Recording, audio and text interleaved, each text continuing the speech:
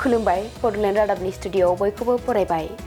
दिनै 5 डिसेम्बर मुंदांखा थुनलाइगिरि आरो बर' थुनलाइ आफादनि बारग' आफादगिरि गेदेमा रुंसारि ब्रजेन्द्र कुमार ब्रह्मनि 5थि थैनाय सान। बे सानजोंनो लोब्बा लाखिनानै बर' थुनलाइ आफादनि बानजायनायाव खन्थाइ सान फालिदों। नंगौ, सानसेनि हाबाफारिजों क'क्राझार जिल्लानि दतमा बाथाबारि लङाबारियाव थानाय बिथां ब्रजेन्द्र कुमार ब्रह्मनि मांखरसालियाव खन्थाइ सानखौ फालिदों। हाबाफारि बायदियै फुंबिलि समाव बर' थुनलाइ आफादनि फिरफिलाखौ बिरहोयो आफादगिरि डक्टर सुरत नार्जारिया आरो मांखरसालियाव बिबार बावजेनो बिथां ब्रजेन्द्र कुमार ब्रह्मनि अनजालि बिसि कौशल्या ब्रह्मआ।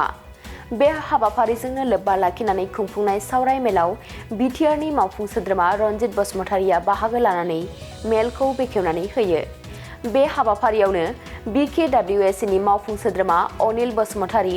मिरु एबसुनि बुंथिगिरि अबिद नार्जारि, क'क्राझार हिन्जावसा फरायसालिमानि गोरायुं डक्टर आदाराम बसुमतारि आरो गुबुन गुबुन सानसुमै बर' खन्थाइगिरि आरो थुनलाइगिरिफोराबो बाहागो लायो। मख'नो गोनांदि रुंसारि ब्रजेन्द्र कुमार ब्रह्मआ साहित्य अकादेमि बान्था आरो टेगर बान्थाजों लोगोसे गोबांमानि बान्थाफोरखौबो मोननो हादोंमोन आरो बिथाङा बर' हारिनि थुनलाइखौ जौगाहोनायाव गावनि सोरजिलु गियानजों गोबां बिहोमा होलांदों। दिनै बिथां ब्रजेन्द्र कुमार ब्रह्मनि गोसोखांथियाव बिथांनि रुंसारि सानजों लोब्बा लाखिनानै 5थि थैनाय सानखौ गाजा गोमजायै खुंफुंदों बर' थुनलाइ आफादा। बे हाबाफारियाव बाहागो लानानै बिटिआरनि EM रनजित बसुमतारि आरो बर' थुनलाइ आफादनि गाहाय नेहाथारि नीलकान्त गयारिया मा बुंथिदों आबुङै खोनासंदो। मानाव गेदेर रुंसारि ब्रजेन्द्र कुमार ब्रह्मनि दिनै थैनाय सान आरो बे सानखौनो जोङो दुलाराय बर' हारिया बर' साहित्य सभानि बानजायनाय बायदियै दिनैसिम खन्थाइ सान हिसाबै 5थि खेब खुंफुंबाय थानाय जादों। बिनि गुबै थांखियानो जादों बर' हारिया थुनलाइ आयदायावनो जा बा बिभिन्न जिखि जायगायावनो जा जेब्लायबो कनसियासै मानाव गेदेर ब्रजेन्द्र कुमार ब्रह्म रुंसारि बिथाङा जोंनि हारिनि गेजेराव खन्थाइनि गेजेरजों उन्दुस्रिनाय मानसिखौ जे फोजानो हायो बेखौ गावनि खन्थाइनि गेजेरजों फोरमायनानै गालांदों। गतिके बेखौनो जोंनि गोदान फिरियाबो बुरखांनानै हारिखौ गोजौ मानदान्दायाव लांनो थाखाय बिथांमोन बायदि जेरै खन्थाइगिरि लिरगिरि आरो दैदेनगिरिफ्रा बर' हारिनि थाखाय सेक्रिफाइस खालामलांदों। जोंबो उनसंनांगोन बे थांखिजोंनो बे हाबाफारिखौ लानाय जादों। ओरैनोथ' जोंनि गभर्नमेन्टआ बेखौ हाबाफारि लाखादों मानाव गेदेर चिफ सारा बेखौ अलरेडि मावनायनि थाखाय बाथ्रा होखाबाय आरो स्टार्ट जालांगासिनो दङ। गासैखौबो जोङो ग्रेजुवेलि मावलांबाय थागोन लासै। बे समावहाय आफादगिरि सालमासि लानायनि गेजेरजों जोंनि बिगोमा साहित्य एकाडेमि बान्था मोनगिरि, टेगर बान्था मोनगिरि,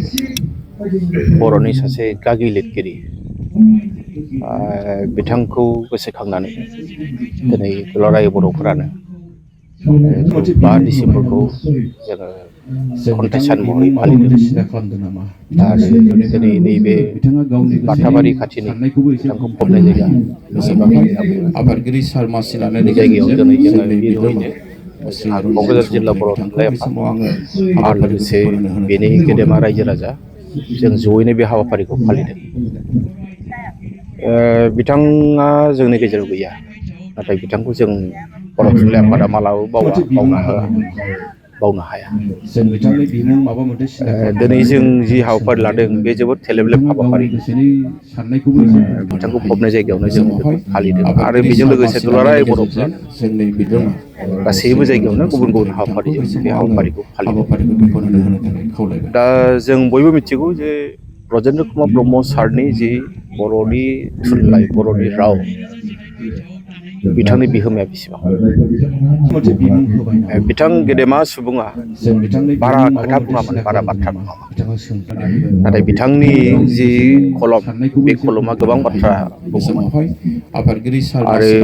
बे बाथ्राखौनो जों दिनै अराय सम गोसोखाङो सारखौ लानानै। आरो बेखायनो जों दिनै थेलेबलेब मोनसे हाबाफारिनि गेजेरजों जों बे हाबाफारिखौ लादों। जोङो फुंनि जि बर' थुनलाइ आफादनि गोथार फिरफिला बेखौ बिरहोदों आद्रायै बर' थुनलाइ आफादनि मानगोनां आफादगिरि सार बिथाङा। बेनि उनावहाय जोङो जोंनि रुंसारि ब्रजेन्द्र कुमार ब्रह्म सारनि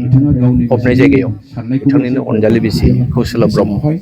बिथांनि गोथार आखाइजों बिबार बावजेनो आरो बिनि उनावनो जों मोनसे फिसा मोनसे मेलबो जों लादों बेवहाय जोंनि खन्थाइगिरिफोरखौ लानानै आरो बे हाबाफारियाव जोंहा बिटिआरनि मानिजाथाव सासे मावफुं सोद्रोमा रन्जित बसुमतारी बिथाङाबो सौफैदों बिथाङा बेखेवनानै होदों आरो खन्थाइ आवरायदों बर' कसारि वेलफेयार अट'नमास काउन्सिलनि मानिजाथाव मासिगिरि अनिल बसुमतारी बिथाङा बेसेबांबा गोजाननिफ्राय फैनानै जोंहा दुलाराय बर' फरायसा आफादनि बुंथिगिरि जोंनि बयनिबो आंगो अबिन नार्जारि बिथाङाबो बाहागो लादों गोबां लिरगिरि बेवहाय बाहागो लादों जोंनि मेलेमजिबि सानसुमै क'क्राझार गार्लस कलेजनि जोंहा गोरायुं डक्टर आदाराम बसुमतारी बिथाङाबो बाहागो लादों गोख्रों गाहाय नेहाथारि लेङाइ आफादगिरि कपिना बरगयारी बिथांमोनाबो बाहागो लादों सारदा प्रसाद मोसाहारि बिथांमोना बाहागो लादों जेकब मार्टिन मोसाहारि जोंहा खन्थाइगिरि सानरेखानि बान्था मोनगिरि बिथांमोना बाहागो लादों बुंनो थाङोब्ला हाबाफारिया नुनायाव जोबोद फिसा नाथाय बेनि ओंथि गोनां हाबाफारि आरो आं बेखायनो दिनै बर' थुनलाइ आफादनि जानानै जोंहा क'क्राझार जिल्ला बर' थुनलाइ आफादखौ आं साबायखर बावनांगोन आरो लोगोसे क'क्राझार जिल्ला दुलाराय बर' फरायसा आफादखौ साबायखर बावनांगोन आरो लोगोसे बे हाबाफारिखौ जाफुंनायाव गासैबो मदद होनाय जोंहा सामलाय आफाद दङ बे हाबाफारिखौ जों साबायखर बावनांगोन बिटिआरनि चिफ सारा फैनो गोनांमोन बिथांमोना जोबोद उसुबिदा गोलैदों इउजि सार फैनो गोनांमोन बिथांमोनाबो सौफैयाखै बिथांमोना गासैबो गुबुन गुबुन खामानियाव बेस्थ' नाथाय अब्लाबो जोंनि हाबाफारिया जोबोद समायना जादों ओंथि गोनां जादों आरो ब्रजेन्द्र कुमार ब्रह्म सारनि बे दिनैनि जि फबनाय बा थैनाय साना बर' थुनलाइफोरखौ अराय सम थुलुंगा होयो सारनि जि